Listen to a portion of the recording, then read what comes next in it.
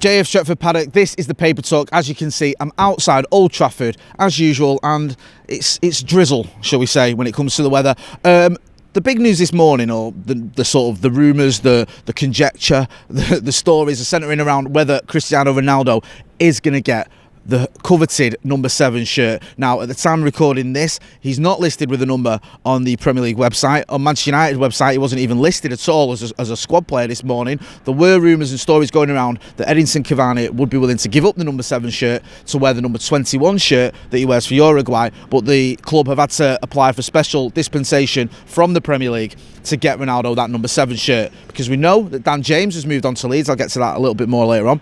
So the 21 shirt is available. Cavani wears 21 for Uruguay, I believe. That's his Twitter and his Instagram handle, sorry. So it would make sense if he's not that fussed about wearing number 7 shirt. If he's happy to take the number 21 shirt, which he's worn in the past for his country, then we could have the number 7 shirt coming back to Cristiano Ronaldo, which would make everyone happy. We've even seen some people outside the megastore this morning hoping that maybe there'll be some shirts there with number 7 Cristiano Ronaldo on. Doesn't seem like that's the case.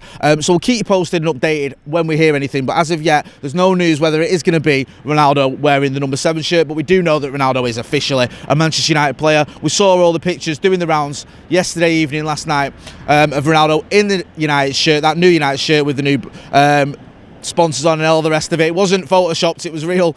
So we can't wait to see him in a United shirt here on the 11th of September for the game against Newcastle, when we expect he'll make his debut. Now, last night we were wondering whether there was going to be any sort of last-minute twists or turns in the transfer market with Manchester United. Were we going to go out and get a midfielder? A lot of fans wanted us to get a midfielder. A lot of fans thought we might be able to get someone like Saul Niguez, for example, but he ended up going to Chelsea. I think that was on a low move with a view to a permanent deal. A little bit frustrating we didn't manage to get a midfielder. I think everyone agreed we needed one, but it's not been a terrible window, is it?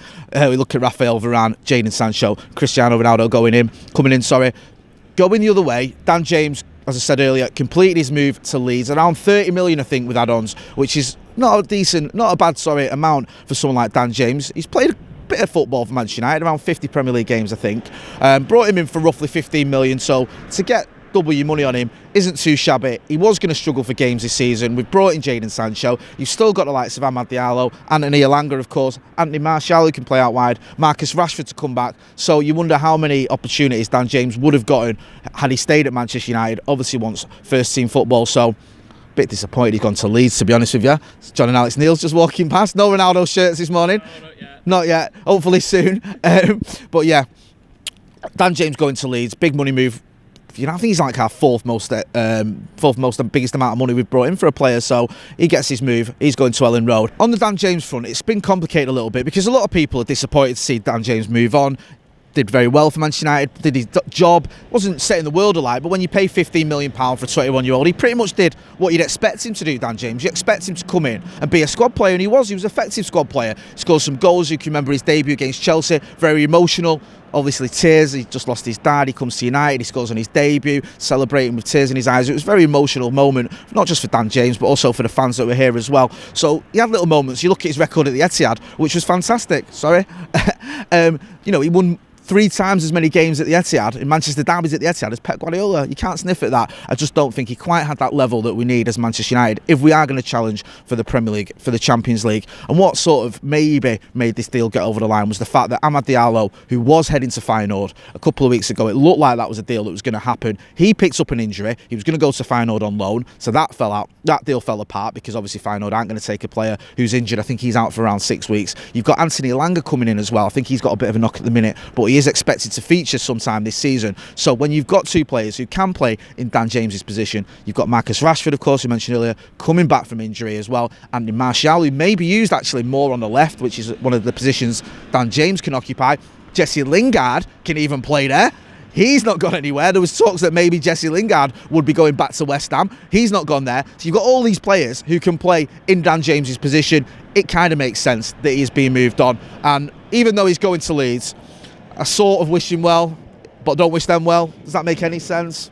I don't know, sort of, but he did a good job, didn't he? And he always gave his all. We can't really hate on Dan James. It's not really nice, is it? Other moves that didn't happen, that were rumoured to be happening. At one point, there was a story doing the rounds that Cavani could go to Barcelona. That was put dead in the water. Cavani himself liking Insta post to say that he was going to stay. There was stories that Donny van der Beek could have been going to Everton. Donny van der Beek's agent was making a bit of a mischief last night, saying that his player wanted to go, his client wanted to go, and the club were blocking it. But that move apparently wasn't even on. I think Laurie Whitwell and other people were saying that there was no bid for Donny van der Beek, so I don't know what his agent was on about, to be honest with you. There was also stories doing the rounds that maybe Anthony Martial could be going to Lyon. That didn't happen. United apparently, Lyon. I think it was more a case of Anthony Martial with that one not wanting to go to Lyon.